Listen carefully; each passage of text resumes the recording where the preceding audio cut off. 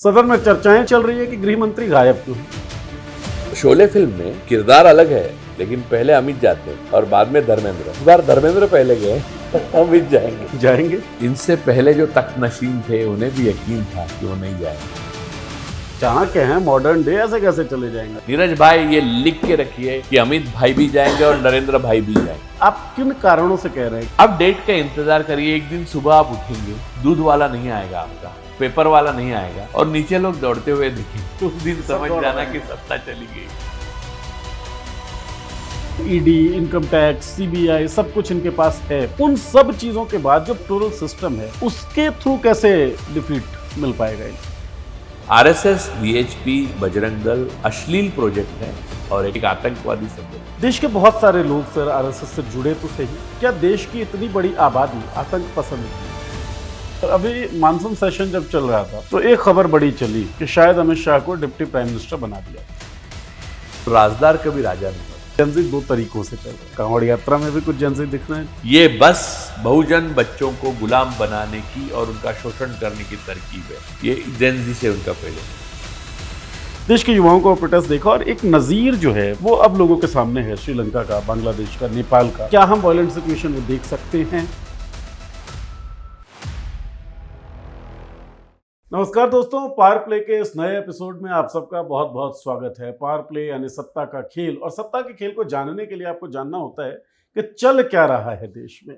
तो चल क्या रहा है देश में अगर हम कहें तो सड़कों पे चल रहे हैं जनजी, और जनजी का चलने का तरीका भी अलग अलग है। कहीं पर वो प्रोटेस्ट कर रहे हैं तो कहीं पर वो कांवड़ यात्रा निकल रहे हैं। ये तो सड़क की बात थी। सदन में क्या चल रहा है। सदन में चर्चाएं चल रही हैं, सदन में भी प्रोटेस्ट चल रहा है, सदन में भाषण भी चल रहे हैं, और सदन में एक बात चल रही है कि गृह मंत्री गायब क्यों है। सदन में एक इस्तीफे की मांग हो रही है। तो सड़क से संसद तक बहुत गर्माहट भरा माहौल है और बहुत कुछ है जिस पर बात की जानी चाहिए। सदन में जो फिलहाल नहीं चल रहा है और जिसके चलने की बहुत सारी आशंकाएं थी मानसून सेशन में, वो है डीलिमिटेशन। तो इसको भी जानना होगा क्योंकि सारे लोग ये बात कह रहे हैं और हम देखी जाएगी। मैं आपके सामने बता चुके हैं कि डीलिमिटेशन पूरे खेल को चेंज कर सकता है। कैसे चेंज कर सकता है और जो जो चल रहा है उसके कारक क्या होंगे, आउटकम्स क्या होंगे, ये सब जानने के लिए हमारे पास none other than Raju Parulekar sir हैं। नमस्ते, बहुत बहुत स्वागत सर आपका। अरे आप। और इनको आपने जरूर सुना होगा, बेबाक आवाज, और सोशल मीडिया के मैं तो कहता हूँ ये है कौन, ये है डॉन। तो सर बहुत धन्यवाद हमारा इनविटेशन। डॉन सिर्फ अमित भाई है। पक्का? नहीं, अरे वो मानते हैं तो हम उनको सम्मान भी देते हैं ना यार। अब देखिए, आपने अमित भाई बोला, पहले मेरे पास अमित बच्चन जी का नाम है। तो अच्छा है। देखिए, शोले फिल्म में अब किरदार अलग है, लेकिन पहले अमित जाते थे और बाद में धर्मेंद्र। इस बार धर्मेंद्र पहले गए, अमित जाएंगे। क्यों नहीं जाएंगे। इस दुनिया में सारी चीजें अनित्य है। वो क्या अमरता का वो लेके आए, शाल लेके आए कि अमर है, मॉडर्न डे, ऐसे कैसे चले जाएंगे। अरे इनसे पहले जो तख्त नशीन थे उन्हें भी यकीन था कि वो नहीं जाएंगे। हमने वो ऐसे लोग देखे हैं पूरी दुनिया के, विश्व के इतिहास में, जो अपने तख्त पे बैठते थे तो हमें लगता था ये तो बस जब तक पृथ्वी है, ब्रह्मांड है, तब तक ये है। वो जिस तरह से गए, आप सद्दाम का देखिए, आप मुअम्मर गद्दाफी का देखिए, और कितने सारे लोग, मैं तानाशाहों का नाम लूं तो हिटलर का देखिए, रवांडा में देखिए क्या हुआ। पीछे से जाकर लोगों ने पकड़ कर उनको, यानी उन्होंने ये तक कहा कि देखिए मैं पद छोड़ता हूं लेकिन आप मुझे छोड़ दो, लेकिन लोगों ने नहीं माना। तो ये कौन से है इनमें। देखिए, एक शूरता होती है, एक निडरता होती है, एक हिम्मत होती है। मैंने बहुत सारे नेता देखे हैं जिनके पास सत्ता नहीं थी, लाठी काठी कहते थे, जीवन में सत्ता नहीं आई, लेकिन लाखों करोड़ों लोगों के दिलों पे वो राज करते थे। मैंने देखे हैं ऐसे लोग, नेता थे ऐसे।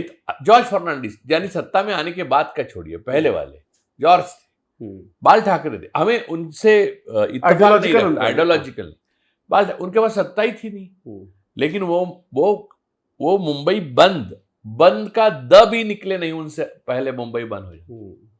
और आपके मन में हो उनके मैं खिलाफ हूं तो भी मैं शटर ऊपर नहीं कर सकता।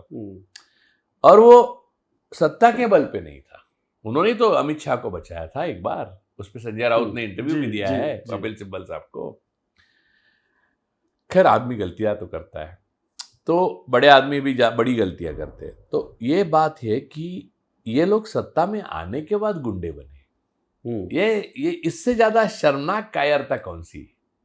आपको देश सौंपा गया है, आपके पास सारी पावर दी गई है, वो यहाँ के बेबस लाचार संविधान पसंद अमन पसंद लोगों की रक्षा के लिए, उनकी आजादी, उनका हक, उनका जल जंगल जमीन बचाने के लिए दिया है। आप उनको एक तरफा जंग में, आप उनके खिलाफ जंग एक तरफा छेड़ रहे हैं और उनके बच्चों को मार रहे हैं, तो आपकी सत्ता उसी दिन चली गई है। बस फॉर्मेलिटीज बाकी है। नीरज भाई ये लिख के रखिए कि अमित भाई भी जाएंगे और नरेंद्र भाई भी जाएंगे। गुजरात में इन लोगों ने दमन के एक युग ऐसा पैदा किया कि गुजरात में जिसके वजह से हम गुजरात को रिस्पेक्ट करते हैं, यानी हम क्या, हमारा एग्जिस्टेंस ही उनकी वजह से, बापू महात्मा गांधी जी, उनका नाम लेने से लोग शर्माते हैं। नेहरू जिनका नाम लेने से शर्माते हैं, और मोदी और मोटा भाई यानी ये बात ही करते हैं। ये जिन्होंने वहां किया, वल्लभ भाई पटेल के नाम का स्टेडियम नाम जिंदा होते हुए बदल के अपने नाम पे। सर मैं देखिए अटल जी का इत्तेफाक नहीं रखता उनके आइडियोलॉजी से, ना अडवाणी का रखता। कुछ अडवाणी के नाम पे हो, मेरे हाथ में सत्ता है, मैं मेरे जिंदगी में तो कम से कम वो बदलूंगा नहीं। क्योंकि अब है इतिहास तो है, मैं क्यों बदलूं? इंसान की अपनी डिग्निटी भी होती है, अपनी एक सोच होती है। अगर जो बड़ा आदमी होगा वो दूसरों को काट के बड़ा नहीं बनेगा, वो अपनी लकीर बड़ी खींच के बड़ा और कितने साल आपका नाम स्टेडियम पे रहेगा, जो खुद ही पहले बारिश में पानी आ रहा है अंदर, राइट, तो वो आइडियोलॉजिकल पानी ही है।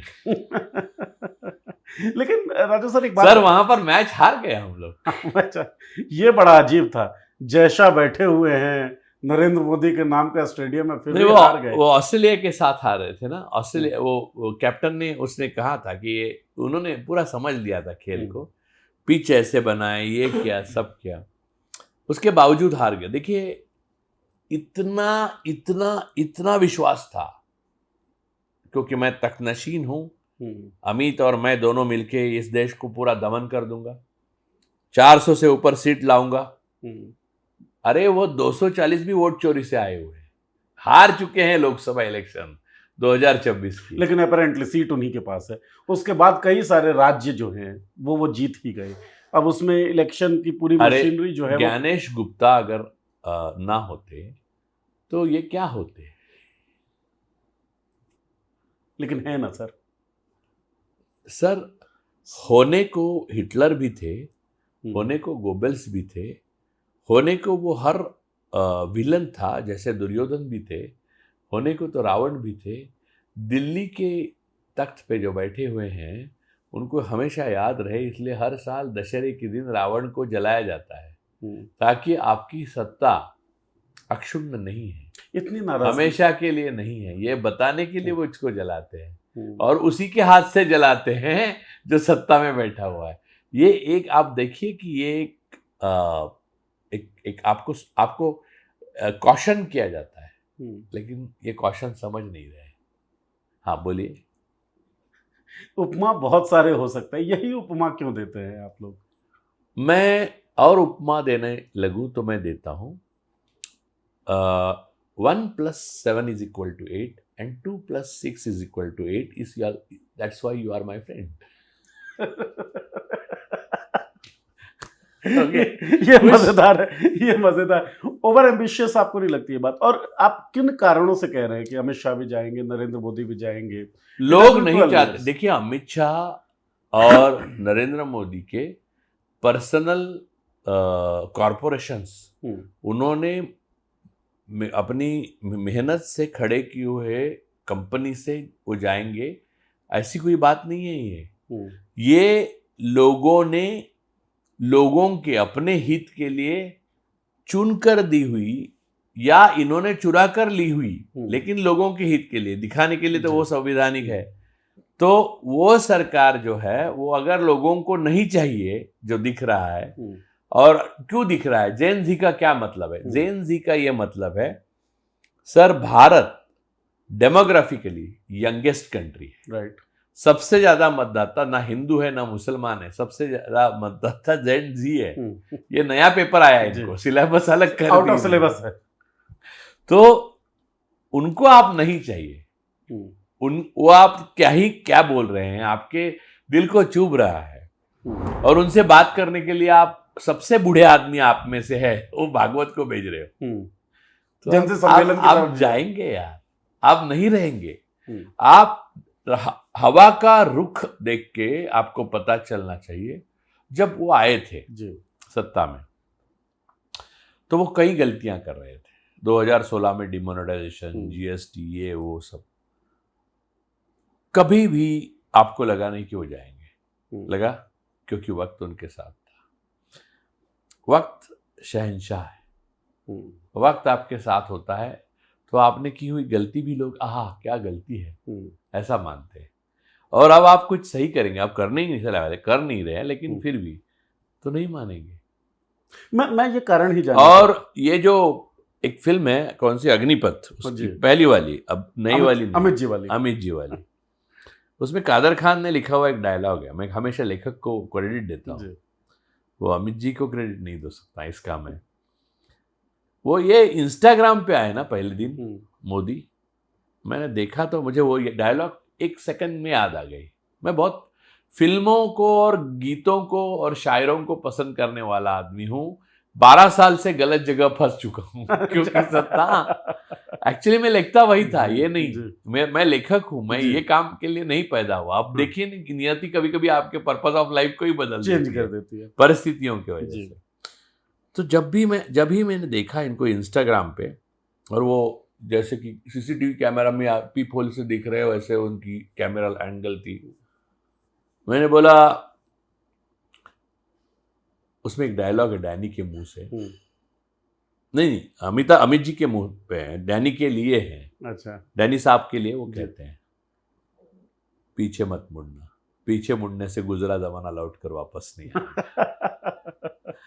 तो वो डायलॉग मुझे फौरन याद आ गया जब मैंने उनको इंस्टा पर, मैं बोला आप पीछे मुड़ने से गुजरा जमाना लौट के वापस नहीं आएगा, आप पॉपुलर नहीं हो सकते। क्या कारण रहा होगा 12 बजे रात में सेल्फी कैमरा ऑन करके नरेंद्र मोदी, जो बड़े शानदार फ्रेम्स में वीडियो बनाते हैं, अपने आप को दिखाने में बड़ा क्वेश्चन रखते हैं, वो अजीबोगरीब से फ्रेम में क्यों आ रहे हैं, क्यों आए थे? सर, डर इंसान को हाफ पैंट में भी लाता है और नंगा भी करता है। तो खैर ये पहले थे, नहीं फिर नंगा भी करता है।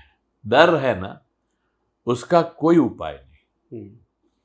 और ये लोग तो कायर है, पहले हिटलर के पैर पे गिरे, फिर ब्रिटिशों के पैर पे गिरे, फिर 60 से इजराइल के पैर पे गिरे।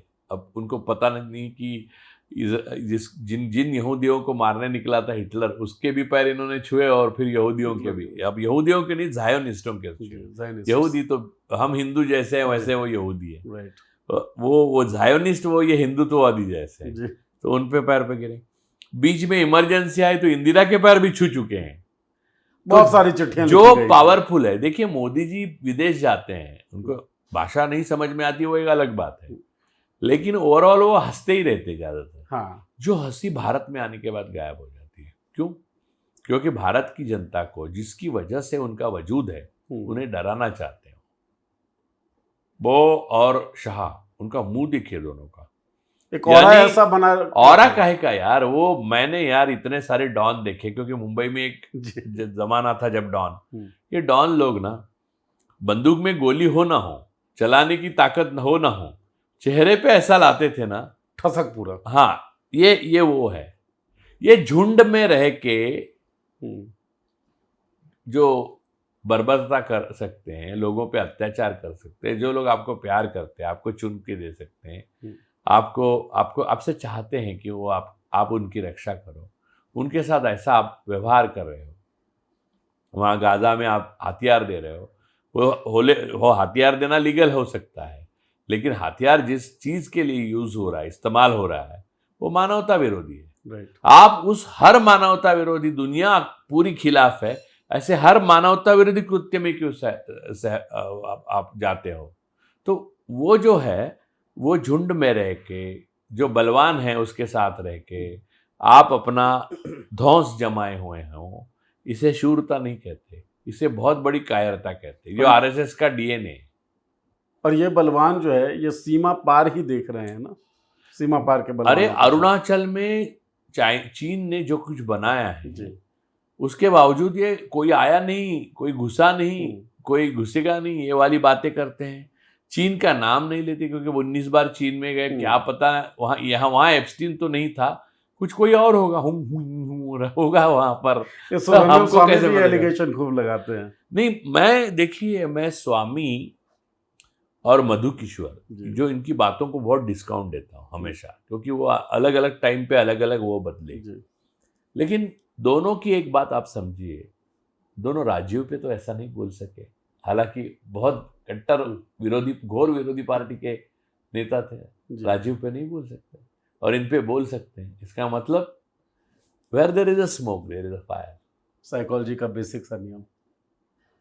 तो आप समझिए कि इस देश का सेंट्रलाइज्ड पावर करके 4 लोगों को, 2 लोग खरीदेंगे और 2 लोग बेचेंगे। चारों गुज्जू है, गुज्जू का मतलब गु और जू, GEW, हाँ, गुज GUJ, अगेन JEW, गुज्जू। हाँ, ये एक अनैतिक गठबंधन है जो 4 लोगों में घुसा हुआ है। ये 4 लोग पूरा देश हाथ में रखेंगे। आप किससे प्यार करेंगे वो तय करेंगे, आप क्या खाएंगे, इन मांसाहार शाकाहार वो तय करेंगे, आदिवासियों के जल जंगल जमीन को छीनेंगे, आपके सारे पब्लिक सेक्टर यूनिट को ठगेंगे और अपने आप को बलवान मानेंगे ताकि आप निर्बल हो उस पर। देखिए, भारत की जनता में 70% जनता, परचेसिंग पावर 0 है सर। 100 करोड़ लोग आज अपने जेब से पैसा निकाल के 2 समोसे नहीं ले सकते। क्या बात करें, उन पे अत्याचार करना ये कोई आपको लगता है शूरता का काम है? ये ब्रेव है, कायर है ये। और जब जेनजी पूरी की पूरी एक पीढ़ी बदली और जेनजी आई तो उनको पता चला कि देश के पहले दुश्मन अगर कोई है तो ये लोग हैं। तो उन्होंने अपना नया चैप्टर खोल दिया, नया व्याकरण, नई भाषा, नई शैली, नए, और उसका जवाब देने के लिए सबसे मजेदार बात यह है, अब मुझे ऐसा लगता है कि किशोर कुमार के उदय के बाद या कुमार सानू के उदय के बाद या नई गाने आने के बाद आप नौशाद को जवाब देने के लिए भेज और बल्कि किशोर और कुमार सानू की बात छोड़ दीजिए, अरिजीत वरिजीत से आगे का मामला है। के वगैरह आने के बाद आप नौशाद साहब को जो संगीत में होंगे लेकिन वो चल नहीं पा रहे हैं। ठीक बात है। यानी बच्चन साहब के उदय के बाद एके अंकल को आप हीरो बना रहे हो, नहीं हो सकता है वो, तो हो नहीं सकता यार। तो आप ये समझिए कि इनका अस्त निश्चित है। अब डेट का इंतजार करिए, एक दिन सुबह आप उठेंगे, दूध वाला नहीं आएगा आपका, पेपर वाला नहीं आएगा और नीचे लोग दौड़ते हुए देखेंगे, उस दिन समझ जाना कि सत्ता चली गई। लेकिन मुझे एक चीज समझ में नहीं आ रहा है, इसके पीछे सब्सटेंशियल रीजन आपने खुद का गुज ज्यू गठबंधन जो आप बता रहे हैं सर, और क्रोनी कैपिटलिज्म हम लोग देख ही रहे हैं, वही वो गुज्जू का वही है एग्जैक्टली, है ना। और रिसोर्सेज के बिना आप चुनाव नहीं जीत सकते हैं, मशीनरी पे कंट्रोल आपका है जिसके आरोप लगते रहते हैं और आरोपों में बहुत सारा दम भी दिखता है। आप चुनाव, ज्ञानेश गुप्ता की बात आपने कर ही दी, सारी ईडी, इनकम टैक्स, सीबीआई, सब कुछ इनके पास है। उन सब चीजों के बाद जो पार्लियामेंट्री सिस्टम है हमारा, इलेक्टोरल सिस्टम है, उसके थ्रू कैसे डिफीट मिल पाएगा? किसने कहा? मैंने ऐसा तो कहा नहीं। मैंने हमेशा ये कहा क्या कि ये सत्ता अपराइजिंग से जाएगी। हाँ, मैं ये नहीं कहूंगा कि ये पीसफुल ट्रांसफर नहीं होगी, लेकिन अपराइजिंग की वजह से प्रेशर इतना बनेगा कि अंततः इन्हें निकलना पड़ेगा अपनी सत्ता से। ये हर संभव कोशिश करेंगे अपनी सत्ता को बचाने का, क्योंकि इनका एग्जिस्टेंशियल क्राइसिस है। देवेगौड़ा हो, इंद्र कुमार गुजराल हो, चौधरी चरण सिंह हो, मोरारजी देसाई हो, इंदिरा जी हो, या फिर चंद्रशेखर हो, या फिर मनमोहन सिंह हो, इनको सत्ता जाने के बाद सत्ता छोड़ने में 1 सेकंड नहीं लगता, क्योंकि पीसफुल ट्रांसफर ऑफ पावर के बाद वो रिटायर होते हैं या फिर चुनाव लड़ेंगे, आने की कोशिश करेंगे, घर में शांति से रहेंगे। ये 2 लोग हैं, इन्होंने 2002 से जो अपनी किताब खोली है, वो किताब में इतने सारे चैप्टर्स है, इतने अलग अलग कि यार याद नहीं आते अगर आप बैठो तो, है ना, ये रह गया ऐसा। मैं 10-12 लिखता हूं तो लोग 50 भेज देते हैं। मुझे तो ऐसा लगता है ये इतने पॉपुलर चैप्टर है कि जहन में रहते भी हाँ, वैसे। तो हरेन पांड्या से लेके जस्टिस लोया तक से ऐसे कई चैप्टर हैं, ये सब खुलेंगे। तो आपके लिए सत्ता छोड़ना का मतलब सत्ता छोड़ना नहीं है, आपके अस्तित्व की लड़ाई है। फिर जय का क्या होगा, यानी जय शाह का क्या होगा, फिर ज्ञानेश गुप्ता का क्या होगा। देखिए, ये 4 लोग तो है, लेकिन ये इन 4 लोगों के लिए जिन्होंने संविधान की शपथ ली थी, और संविधान की शपथ लेने के बाद आपका कर्तव्य क्या है, संविधान की शपथ का पालन करना, आपका विवेक इस्तेमाल करना, और अमित कुछ भी आदेश दे, लेकिन आपके विवेक को इस्तेमाल करके आप संविधानिक जो है वही कर सकते हैं। आप अमित की बात को मानने के लिए अगर वो असंवैधानिक है तो वो गृह मंत्री भी हो तो आप बाध्य नहीं हो, पहली बात। सर्विस रूल्स के हिसाब से हाँ, आप ना कह सकते हो।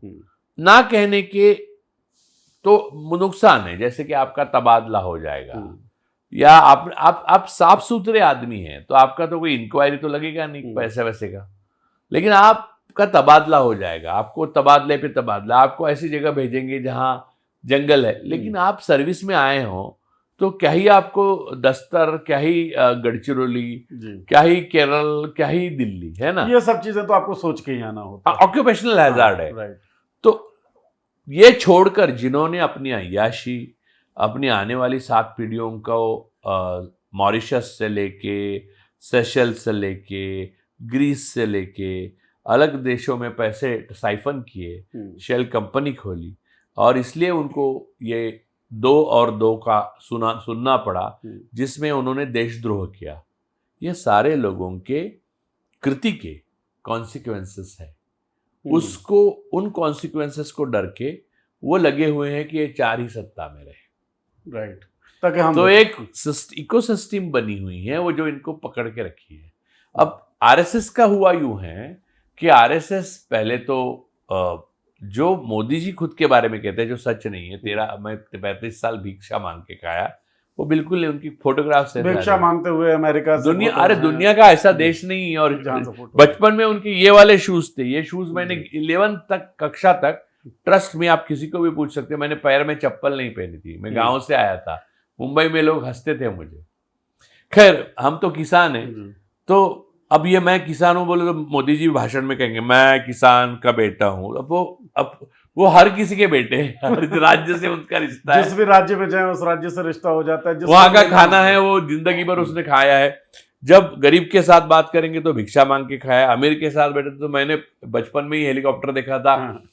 जब डिजिटल कैमरा आया ही नहीं था तब तो उन्होंने अडवाणी को फोटोग्राफ भेजे थे उससे, और वो महान शख्स है और प्रधानमंत्री भी बने भारत के। कमाल है, भारत की दुर्भाग्य है, लेकिन माइक्रोसॉफ्ट का फॉन्ट ही नहीं आया था तब तुमके सर्टिफिकेट माइक्रोसॉफ्ट में छपे। मेरा सर्टिफिकेट भी हाथ से लिखा हुआ नहीं, यानी बाकी तो छपा हुआ है लेकिन हाथ से लिखा हुआ है। बहुत सारी चीजें इस ओर इशारा करते हैं, नॉन बायोलॉजिकल हैं। हाँ, जो आप लोगों को नहीं उपलब्ध था वो उनको उपलब्ध था।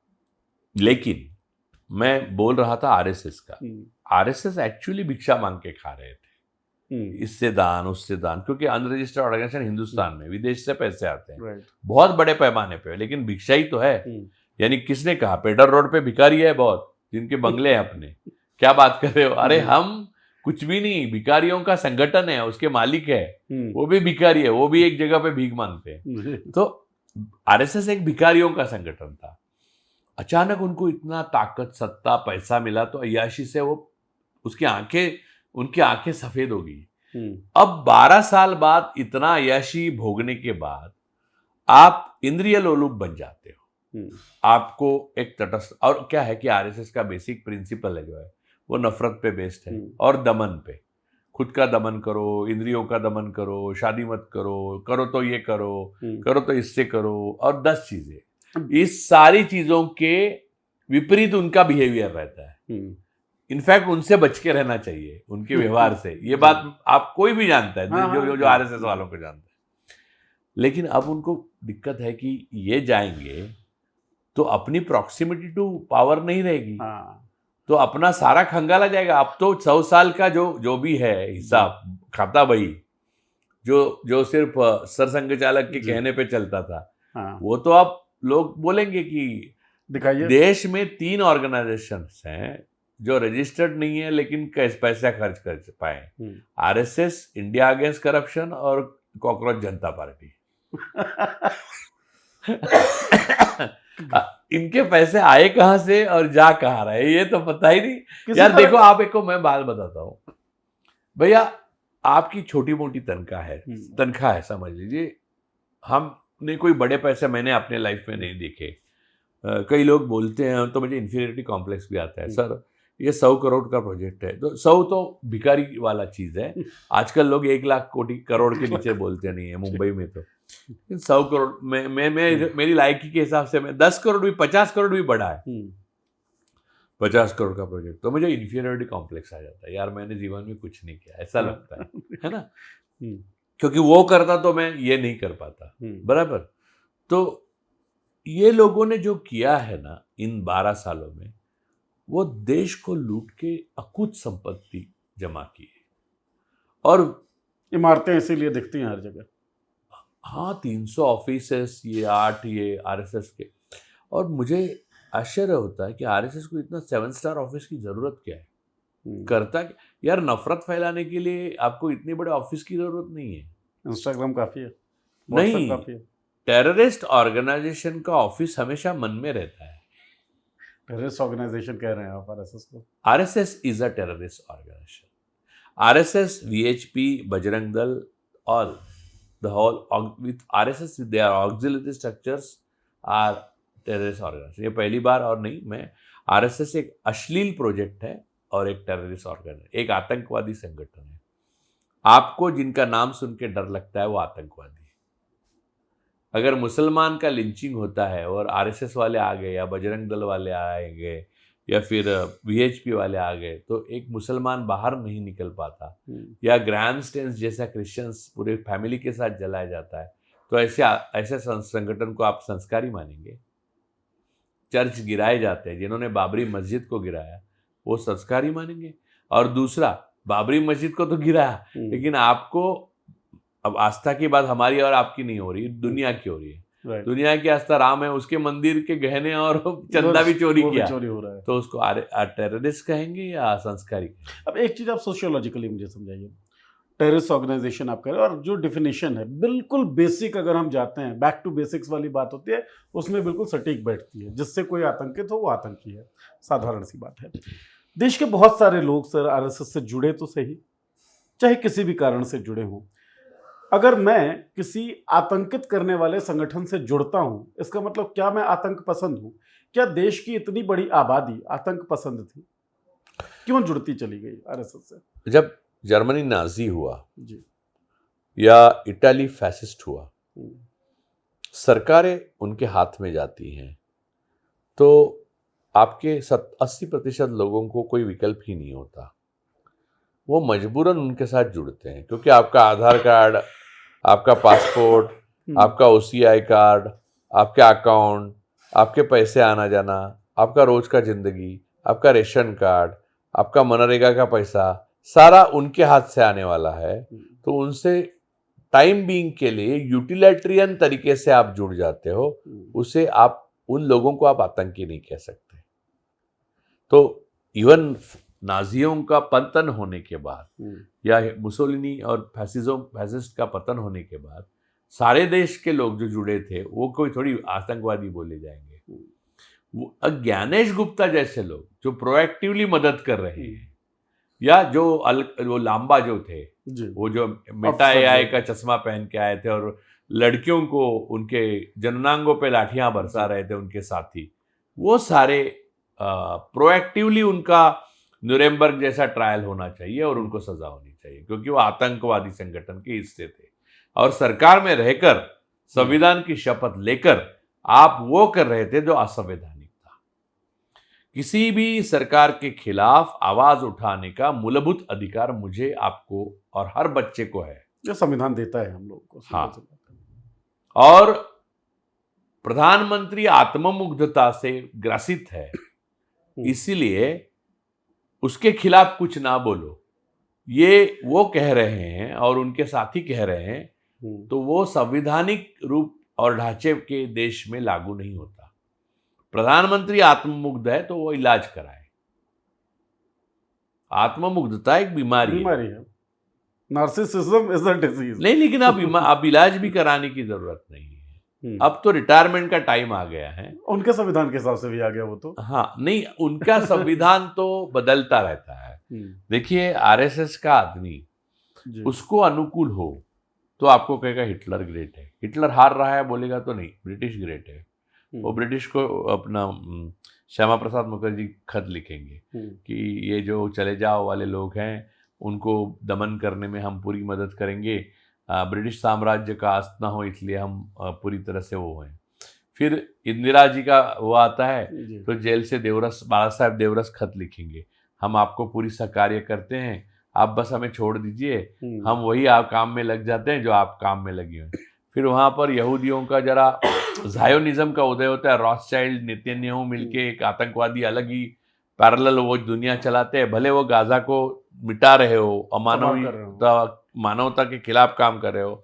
हमारे देश का एक इतिहास है जो फिलिस्तीन से जुड़ा है। गांधी जी ने कहा था यहूदियों पे अन्याय नहीं होना चाहिए, लेकिन फिलिस्तीन के बगल में इजराइल नहीं होना चाहिए। ये तो खुद यहूदी होने के बाद अल्बर्ट आइंस्टाइन ने कहा था।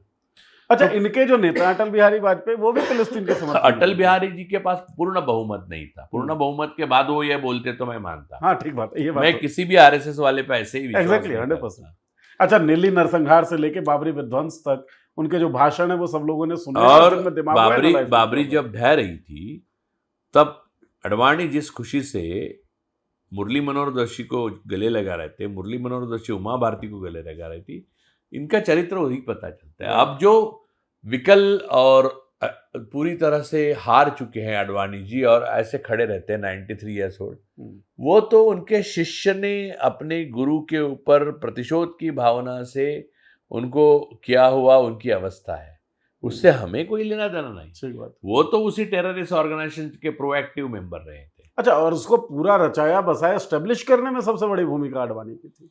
अरे, जब एक वक्त आया था जब अटल जी पूरी नाराज हुए थे, जो राजधर्म वाली बात जी 2002, तब भी अडवाणी जी ने ही उनको बचाया। तो उसका फल देखिए, ज्ञानेश गुप्ता आज बचा रहा है तो उसके कॉन्सिक्वेंसेस वो भोगेगा। तब वो जो आपके पैर पड़ते हुए दिखेगा, फिर राहुल जी के पैर पड़ते हुए दिखेगा, फिर नीरज झा जी आप कहीं बात कराइए क्योंकि आप भी उस वक्त आप स्वतंत्रता सेनानी का दर्जा मिल चुका है आपको, माफ नहीं करना है। इनको कई बार माफ कर चुके कर्म सिद्धांत में पूरा यकीन है। इनको सरदार पटेल माफ करे, इनको जवाहरलाल नेहरू ने माफ किया, गांधी की हत्या होने के बाद इनको माफ किया गया, इनको इंदिरा जी ने माफ किया, ये सुधरे नहीं। और यहां तक कि गुजरात में इतना बड़ा कांड करने के बाद इनको देश सौंपा, फिर भी ये सुधरे नहीं। तो ये सुधरेंगे नहीं, इनका इलाज ही होना चाहिए और संवैधानिक तरीके से एक न्यूरेमबर्ग ट्रायल जैसा इनका ट्रायल चलना चाहिए हर किसी की, क्योंकि ट्रायल में क्या होता है, पूरा डॉक्यूमेंटेशन होता है, क्या क्या हुआ था, किसने क्या हुक्म दिया था। आपको कई बार लगता होगा कि कांग्रेस वाले क्या ही करते हैं, हर बात पे एक खत लिखते हैं जयराम रमेश जी। जयराम रमेश जी को मालूम है वो खत का जवाब नहीं आने वाला। जयराम रमेश जी डॉक्यूमेंटेशन कर रहे हैं कयामत के दिन, दस्तावेजीकरण। हाँ, ये डॉक्यूमेंटेशन है ना, यही इनके लिए फांसी का फंदा बनेगा। जिस खत का जवाबदेह अमित शाह है और उन्होंने जवाब नहीं दिया है, वो उनके लिए अल्टीमेटली कॉन्सिक्वेंसेस में उनके लिए फांसी का फंदा बनेगा। देखिए, रूल ऑफ लॉ से इनका लेना देना गुजरात से नहीं है। राइट। और अनुकूल माहौल और नेतन्याहू की सपोर्ट और प्रोएक्टिव सपोर्ट, इसकी वजह से वो सत्ता में बने रहे। ईवीएम, फिर पेगासस और क्या क्या, लेकिन सत्ता में बने रहे हैं आप, इसका मतलब आप सही है नहीं होता। ठीक बात है। सत्य और संख्या का कोई संबंध नहीं। अच्छा, आप पावरफुल हैं इसलिए आप सही हो जाते हैं, ये तो हो ही नहीं अरे सकता है जीसस क्राइस्ट को जब क्रूसिफाई किया था तो उसके साथ एक लुटेरा था, ना। बहुमत ने उसको छुड़वाया था, लेकिन जीसस को नहीं छुड़वाया। जी। और ये बात है कि इन लोगों ने अपनी सत्ता आने के बाद दिल बड़ा होना चाहिए जिसके पास सत्ता है। जी। इन्होंने गोडसे का जय जयकार किया, कितना घिनौनी Right. बात है। अच्छा, जो व्यक्ति ये कह सकता है कि गांधी को दुनिया जानती नहीं थी, वो तो फिल्म बनी उसके बाद गांधी को जाना गया, वो गोडसे का जय जयकार कर देखिए, सकता है। मोदी जी की प्रॉब्लम ये है कि उनको पढ़ाई ज्ञान नहीं है, इसकी एक इन्फीरियोरिटी कॉम्प्लेक्स है, और उस इन्फीरियोरिटी कॉम्प्लेक्स की एक्सप्रेशन जो है वो एरोगेंस ऑफ इन्फीरियोरिटी में आता है। Right. यानी आप इन्फीरियर फील करते हो ना, तो आप एरोगेंट बनते हो, ताकि आपका इन्फीरियोरिटी जो है वो दब जाए, सामने वाला डर के पूछे ही नहीं आगे का सवाल। इसलिए उनके सारे कैबिनेट में देखिए, या करीबी लोग जो करीब जी। जाना चाहते हैं उनके, वो हमेशा कुछ ही बेतुकी बात करते हैं। आप सोचते हो कि अश्विनी वैष्णव इतना पढ़ा लिखा आदमी कुछ भी बात क्या कर रहा है? वो जानता है जिस दिन वो IITN जैसी बात करेगा उस दिन वो सत्ता से दूर हो जाएगा। जिस दिन निर्मला सीतारमण JNU वाली बात करेंगे उस दिन। करेक्ट। तो ये सारे लोग जो ऐसी बातें करते हैं, आपको लगता है इसमें लॉजिक नहीं है, रैशनल नहीं है, साइंस नहीं है, और अकल तो बिल्कुल नहीं है, पैदल लगते हैं यार। ये तो मोदी जी से भी वो लगते हैं, पढ़े लिखे नहीं लगते हैं। तो वो बात नहीं है, उन लोगों का सर्वाइवल उस पे है। जैसे कि नेहरू की कैबिनेट में आपको इंटेलिजेंस प्रूव करना पड़ता है। राइट। इंदिरा की कैबिनेट में हक्सर थे, धर थे, कैबिनेट नहीं, वो कोटरी में जी। वो अपनी इंटेलिजेंस को प्रूव करते थे। नटवर सिंह की खत पढ़िए, जी। प्रूव करते थे। इनकी कैबिनेट में अपनी मूर्खता प्रूव करनी पड़ती है, वरना आपको स्थान ही नहीं है। तो आप कंगना जी हो, स्मृति जी हो, निशिकांत जी हो, फिर अश्विनी जी हो, गडकरी जी हो। अब गडकरी के हाथ में एक हथौड़ा दिया है, बोला इथेनॉल इथेनॉल इथेनॉल, उसको हर चीज को कील दिखता है। कोई भी चीज इथेनॉल, कोई भी। अब मैं गडकरी को जानता हूं कब से, जब वो राज्य के एक छोटे नेता थे, तब वो ऐसी बातें नहीं करते थे, थोड़ा सेंसिबल बात करते थे।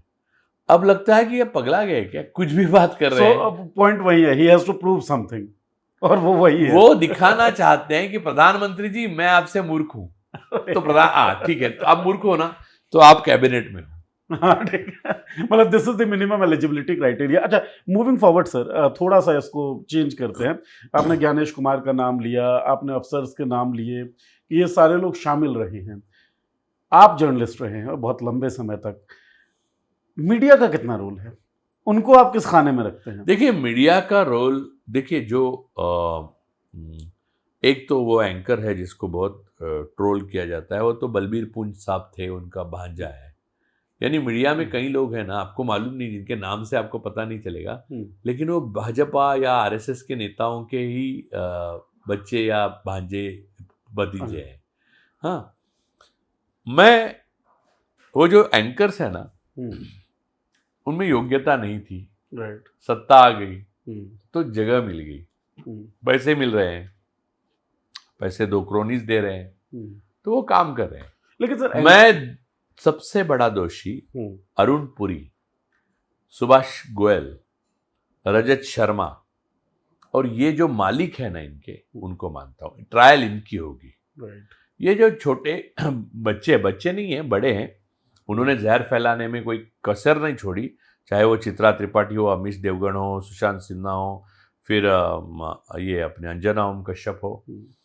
लेकिन उस ट्रायल में उनको सिर्फ इम्प्रिजनमेंट हो सकती है, रिगरस इम्प्रिजनमेंट पूरी फैमिली को होगी, रिगरस इम्प्रिजनमेंट रजत शर्मा को होगी, क्योंकि उनकी चैनल पे जो नफरत फैली उसकी वजह से बेगुनाह मुस्लिम मारे गए, लिंचिंग हुई, लोग आदिवासियों की जमीन लूटी गई, जो था ही नहीं। ऐसी तरह वो फिगर्स आए और उससे शेयर मार्केट में लूट हुई। और शेयर मार्केट के जो नंबर्स है वो पक्के झूठ है, जीडीपी के झूठ नंबर्स आपने फैलाए। जैसे मनमोहन के टाइम में कोल स्कैम का झूठ आपने वो किया जी। तो इन सब का ट्रायल तो होगा। और मीडिया, जो गोदी मीडिया आप कहते हैं, वो गोदी मीडिया मेनली मालिकों से आप रिलेट करिए, उनके जो मुलाजिम हैं, वो काम करने वाले लोग हैं, उनको वो तीसरे बेंच पे बैठते ना, गोडसे के पीछे सावरकर बैठते थे, वैसे बैठेंगे वो। तो नौकरी की शर्तें निभा रहे हैं, नौकरी कर रहे हैं, और योग्यता ना होने के बावजूद मेरे चाचा बीजेपी के पूरी सेवा कर चुके हैं, या मेरे मामा प्रचारक रहे हैं, इसलिए अपना आदमी है करके घुसा दिया है। जैसे 244 वाइस चांसलर्स यूनिवर्सिटी में लगा दिए, चिपक गए हैं, जिनको गौमूत्र विशेषज्ञ कहना जा सकता है ज्यादा से ज्यादा। तो जो मीडिया मालिकान हैं उनके ऊपर कुठाराघात हो तो हो, एंकर्स जो हैं ये बख्श दिए जाएं? बख्श नहीं, उनकी अपनी सजा है, लेकिन वो इतनी कठोर नहीं है। और उनको 5 साल के लिए मैं सोचता हूँ कि फार्मिंग के लिए भेजा जाए। अच्छा। हाँ, यानी एक किसान आंदोलन हुआ था, तब मोदी ने तो ये कहा था अपने सत्यपाल मलिक साहब को कि मरे तो क्या मरे, मेरे लिए मरे। जब इनका हॉल ऑफ टेरर बनाएंगे ना, म्यूजियम आरएसएस का, तो उसमें पहला ऊपर सत्यमेव जयते से भारत का लिखते वैसे लिखेंगे, मरे तो क्या मेरे लिए मरे, ये लिखा जाएगा। लेकिन मैं बताता हूँ, उस वक्त इन्होंने खलिस्तानी से लेके आतंकवादी, बच्चों को अभी आतंकवादी बोले, ये एंकर्स जो बोल रहे हैं, इनकी अगर सजा कोई है तो इन्होंने हमारे जो किसान हैं, जो हमें अन्नदाता है, हमारे जो जवान हैं, जो यंग लड़के हैं, जो हमारी बुद्धि है भारत की, उसकी अवहेलना की, उसको गलत तरीके से वो किया। इनको 10-10 साल फार्मिंग के लिए भेजा जाए। उन किसानों के खेत में हल जोतने के लिए अब चित्रा, अंजना, सुशांत सब हल जोत रहे हैं। कितना खूबसूरत दृश्य होगा। और चाइना से भगवान अपना उनके भगवान प्रेम भी करते हैं। 19 बार तो जाके आए, तो जोतने में लगे उनको, यानी बैल को लेके सुबह से लेके रात तक खेत जमीन जोते हैं। सर, इससे उनका रिफॉर्म किया जाएगा, उनका इंटेलेक्चुअल रिफॉर्म, संशोधन होगा, रिफॉर्मेशन। उनको समझ में आएगा कि किसान बहुत ही अच्छे लोग हैं। इन पर्सन किसी से बात होती है आपकी? Do you have good relationship in media? Media में कई लोगों से मेरी अच्छी रिलेशन थी, लेकिन जिस तरह से मैं बात करता हूँ उसमें कुछ पर्सनल तो होता नहीं है। देखो, ऐसा है कि मेरा रोल या आपका रोल, जर्नलिस्ट, आप तो अब आगे जाकर और आग लगाएंगे, तो याद रखिए फंसाएंगे सर हमको बोल के। तो याद रखिएगा, आपका रोल गाइनोकोलॉजिस्ट का है। आपको सुबह अस्पताल में आने के बाद स्त्री के जननांगों से इश्क होने का ये नहीं दिया जाता, परमिशन नहीं है। आपको बस उसका विश्लेषण ही करना है जी, समझे? चूंकि आप मर्द है इसलिए स्त्री के लिए कह रहा हूं, मर्द के लिए मैं अलग कहता नहीं, मैं कहता कि सेक्सोलॉजिस्ट हो जी। तो मर्द के आप स्त्री होती तो मैं ये कहता कि आपको अलाउ नहीं है। राइट। तो हमारा ऑक्यूपेशनल हजार्ड ये है कि ये मेरा दोस्त है, वो मेरा भाई है, ऐसा ही करके सोशलिस्टों ने खुद को आरएसएस वादी बना दिया। राइट। समाजवादियों का तो बहुत बड़ा योगदान है आरएसएस को एस्टेब्लिश करने। ये उनको लगा कि आरएसएस को बचाना ये मानवतावाद है। एक्चुअली आरएसएस को बचाना कॉम्प्लिसिट इन क्राइम है। जयप्रकाश नारायण ने ये कहा जब कि अगर आरएसएस फैसिस्ट है तो मैं फैसिस्ट हूँ। राइट। बात खत्म।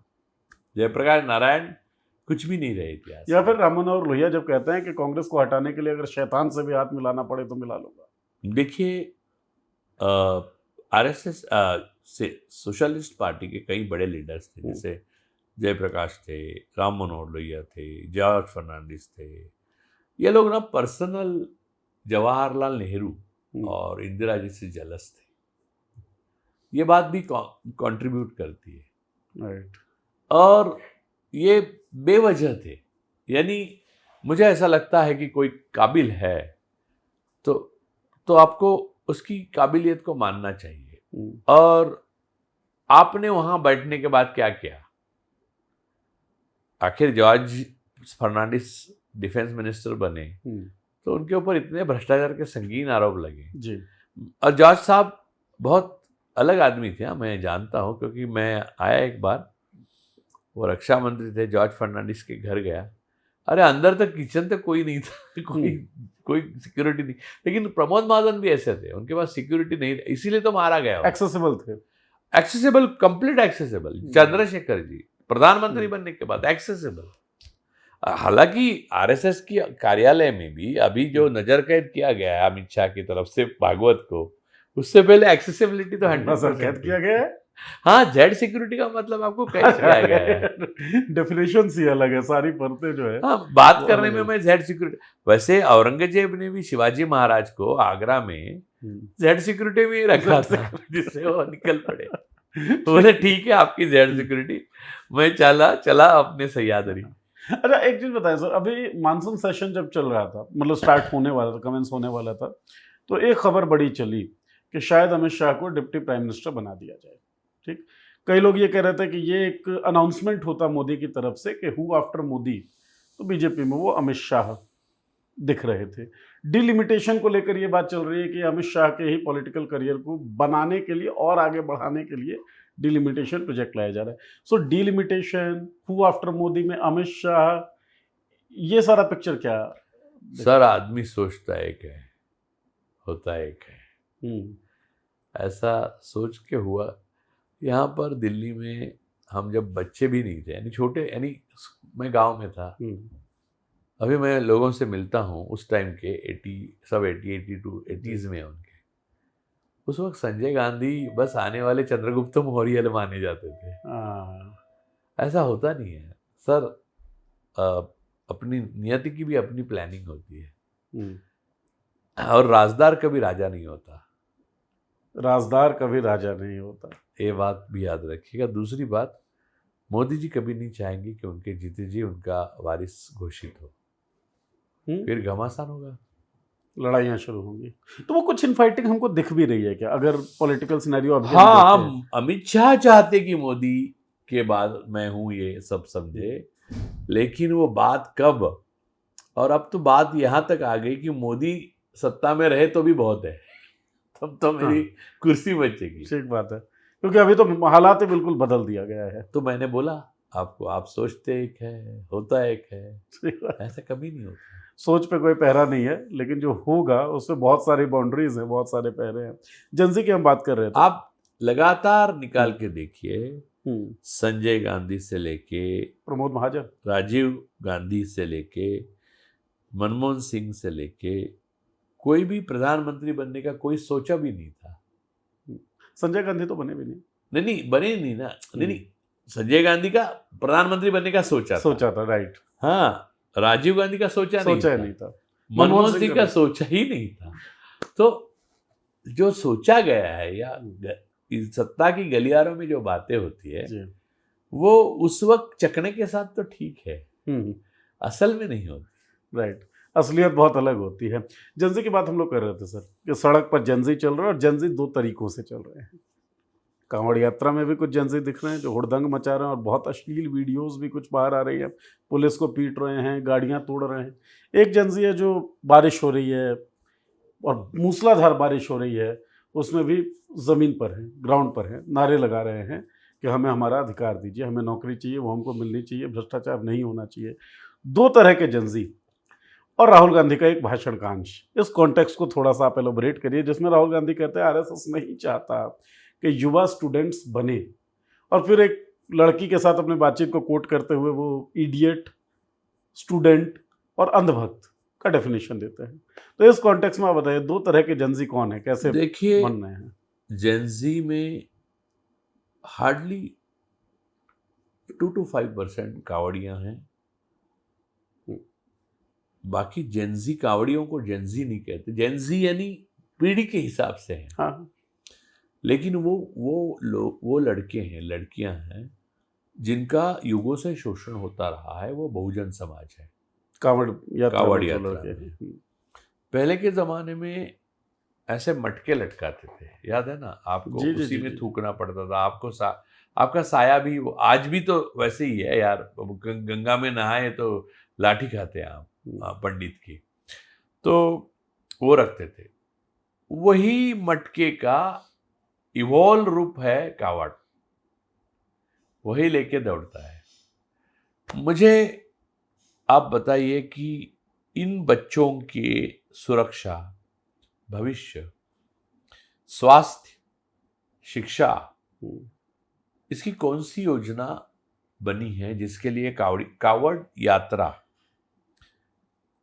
धार्मिक नहीं बल्कि सांप्रदायिक चीज है? धर्म में कहीं भी कावड़ यात्रा लिखी हुई नहीं है। मैं ब्राह्मण हूं और मैं वो ब्राह्मण नहीं हूं कि जो आरएसएस पे भरोसा करता हूं। मैं खुद पढ़ता हूं लेकिन किताबों। मिथोलॉजी में शिव के अभिषेक की बात तो खूब शिव होती के अभिषेक किसने करनी है, क्या कर? एक तो शिव का मतलब लिंग है। है। जी शिव नाम की कोई इंसानी प्रतिमा नहीं है। राइट। उसकी कहानी तो बहुत बड़ी है, आपको 2 मिनट में बताऊं तो वशिष्ठ और सहित सारे ऋषि जी वन में जब रहते थे तो शिव तपस्या कर रहे थे, हम्म, और जब तपस्या कर रहे थे तो वो नंगे थे, जी पूरी तरह से बदन पे कोई कपड़े नहीं पहनते थे। ऑब्वियसली तपस्या कर रहे थे, उनको क्या ख्याल में। तब सुबह सारे ऋषि वशिष्ठ ऋषि के साथ निकलकर जंगल में या अपनी दूसरी चीजें करने के लिए गए, दिन का वो जो काम करने के लिए गए, और शिव अचानक अपने समाधि से बाहर आए और चलते हुए गए। वो जहाँ ये लोग ऋषि पत्नियां थी सारी, उनसे बीच से चले गए। इतने खूबसूरत हैंडसम शिव नंगे और इतनी कमाल के थे, और उनका लिंग इतना खूबसूरत था कि उनके चले जाते ही वो सारी स्त्रियां सम्मोहित हो गई उनकी मैनहुड से। अच्छा हाँ, और ये कहानी मैं अपने कोई भी काट के दिखाए, मैं 10 चीजें दिखाऊं कि ये सच है। तब वापस आने के बाद सारी ऋषियों को पता चला अपनी पत्नियां मोहित हुई एक आदमी से, तो उनको गुस्सा आया। वशिष्ठ ऋषि ने श्राप दिया कि ये जो भी है उसका लिंग अपनी शरीर से अलग होगा, उसको लिंग नहीं रहेगा, विच्छेद होगा लिंग का। वो लिंग गिर गया शिव जी का, वो लिंग की हम पूजा करते हैं। ये माइथोलॉजिकल कहानी है। अच्छा। असली कहानी ये है, भारत में हिंदू नाम का कोई धर्म नहीं और सनातन नाम का भी कोई धर्म नहीं। हिंद शब्द ही पर्शियन है, सनातन तो पॉलिटिकल प्रोजेक्ट है पूरा। हाँ, ये ब्राह्मण धर्म है जो यजुर्वेद में लिखा है ना। अब जो ये जो लिंग है, हम 2 ही पूजा मानते थे पहले से, जब एग्रिटेरियन सोसाइटी हुई। लिंग पूजा और योनि पूजा। कामाख्या योनि पूजा है और शिव लिंग पूजा है। लिंग और योनि पूजा इसलिए मानते हैं क्योंकि हम रिप्रोडक्शन पे विश्वास राइट।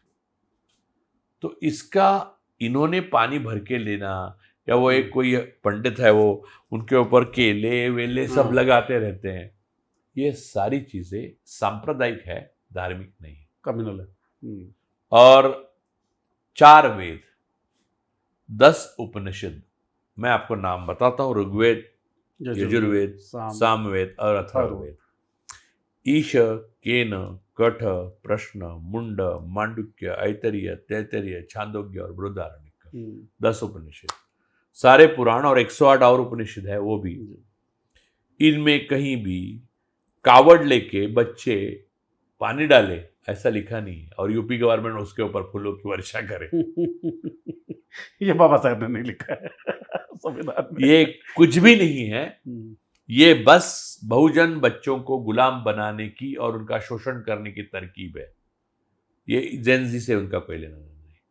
जेनजी वो बच्चे हैं जो अपने स्वास्थ्य, शिक्षा, भविष्य, विदेश से भारत को आगे ले जाने की संकल्पना और हमारी आजादी, प्रभुता, संप्रभुता देश की अक्षुण्णता और हमारे हिंदुस्तान को बाकी सारे विश्व में विजयी विश्व तिरंगा प्यारा बनाने की कोशिश करने वाली पीढ़ी का नाम है। यह स्पष्ट इसमें फर्क है। मैं चाहता हूं कि जो कावड़ में जा रहे बच्चे हैं, बच्चियां हैं, वो उस गुलामी से जल्द मुक्त हों और बगावत करे उस सिस्टम से जो ब्राह्मणवादी सिस्टम है, जो उनके गले में कावड़ डाल के अपने बच्चों को ब्रिटेन और यूएस में पढ़ने के लिए भेज रही है। ये लड़ाई उन्हीं को करनी पड़ेगी, कार सेवा भी इन्हीं नहीं, लोगों हम से बोल करवाई के गई उनको थी। लड़ाई के लिए कह रहे हैं ना, तो लड़ाई उनको करने से पहले उनको एक फिलॉसफी चाहिए तो हम दे रहे हैं। और आपको चाहिए तो मैं वेदों से देता हूँ, आपको चाहिए तो पुराणों से देता हूँ, आपको चाहिए तो उपनिषदों से देता हूँ, आपको चाहिए तो मार्क्सिज्म से देता हूँ, आपको चाहिए तो ट्रॉट्स्की से देता हूँ, आपको चाहिए तो लेनिन से देता हूँ, आपको चाहिए तो ग्राम्स्की से देता हूँ, आपको किससे चाहिए? सबसे देता हूँ। आपको चाहिए तो राजू पुरले से ये हमारे साथ भी रहेंगे और आपके साथ भी रहेंगे ही रहेंगे, तो हमें जो चाहिए वो हम पाते रहेंगे। सर, एक आखिरी क्वेश्चन मैं ले लेता हूँ। सीजेपी का प्रोटेस्ट, हालांकि कहना मुझे बड़ा ठीक लगता नहीं है, क्योंकि मैंने रिपोर्टिंग की पूरे टाइम, और मुझे लगता है कि लेटर ऑन ये प्रोटेस्ट सीजेपी के हाथों से चला गया था और ये देश के युवाओं का ही प्रोटेस्ट रहा। देश के युवाओं को प्रोटेस्ट देखा और एक नज़ीर जो है वो अब लोगों के सामने है, श्रीलंका का, बांग्लादेश का, नेपाल का। क्या आपको लगता है, और अपराइजिंग की बात आप कर रहे थे अभी, जिस तरह का माहौल है, हम लोग वैसा वायलेंट सिचुएशन ना देखें, या क्या हम वायलेंट सिचुएशन वो देख सकते हैं? क्या शंकाएं आपकी इस पर है? हमला चाहे कैसा हो, हाथ हमारा नहीं उठेगा, ये भारत की परंपरा है और वो गांधी जी से शुरू नहीं होती। मैं कई बार बोल चुका हूँ। एक जय नाम का इतिहास है, महाभारत। जय महाभारत। महाभारत का युद्ध हमारे संस्कृति में, मैं धर्म कभी वो नहीं पकड़ता, लेकिन संस्कृति में, क्योंकि हम अब्राहमिक रिलीजन जैसे तो है ही नहीं, हमारी संस्कृति में महाभारत का युद्ध एक महान युद्ध माना जाता है। उसमें धर्म भी है और अधर्म भी है, और धर्म की तरफ से भी अधर्म किया गया है और अधर्म की तरफ से भी धर्म निभाया गया है। राइट। उसमें सबसे बड़े योद्धा जिन्हें हम युगंधर मानते हैं, हमारे अधिनायक भगवान कृष्ण, उन्होंने पहले दिन प्रण किया था कि मैं हथियार नहीं उठाऊंगा। जो सोच सकता है वो हथियार नहीं उठाता। गांधी जी ने भी वही कहा था। तो हिंसा इस भूमि की परंपरा, संस्कृति और फिलॉसफी नहीं है। आरएसएस को आतंकवादी कहने की पहली और अंतिम वजह है, 100 साल पहले उन्होंने पहली बार इस भूमि में कहा कि हथियार उठाओ। ये भूमि के संस्कृति के विपरीत है। राइट। हमारे बच्चे हथियार नहीं उठाएंगे। फिर भी हम इतना डर सत्ता के मन में पैदा करेंगे कि सत्ता में बैठे हुए जो सारे हथियार बंद लोग हैं, गोला बंद लोग हैं, भाग जाएंगे। वो आपका नैतिक बल होगा।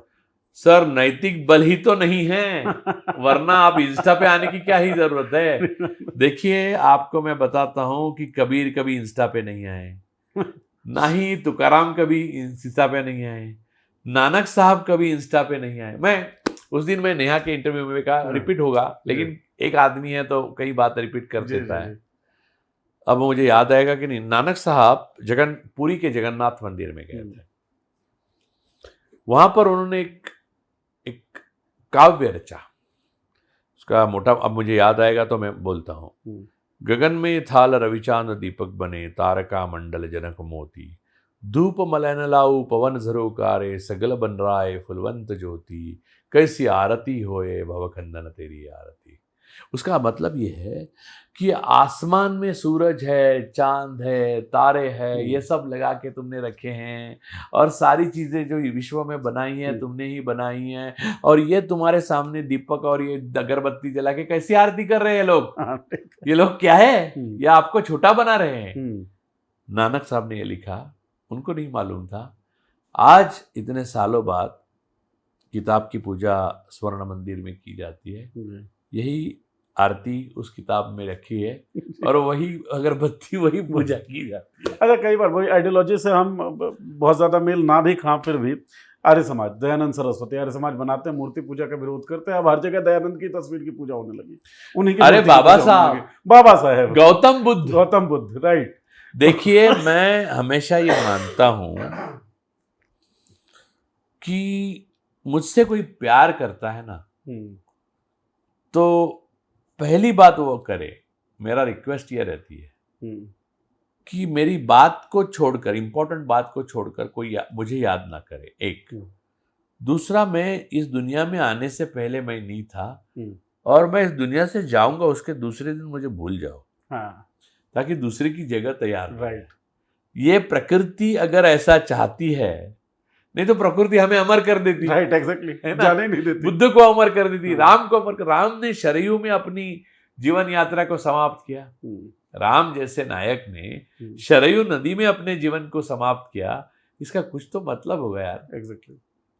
लोग चांद की तरफ उंगली दिखाने वाले महात्माओं की उंगली की पूजा करते हैं, चांद को देख ही नहीं पाते। इसलिए इस देश के आरएसएस वादी ना इश्क कर सके ना इनकलाब।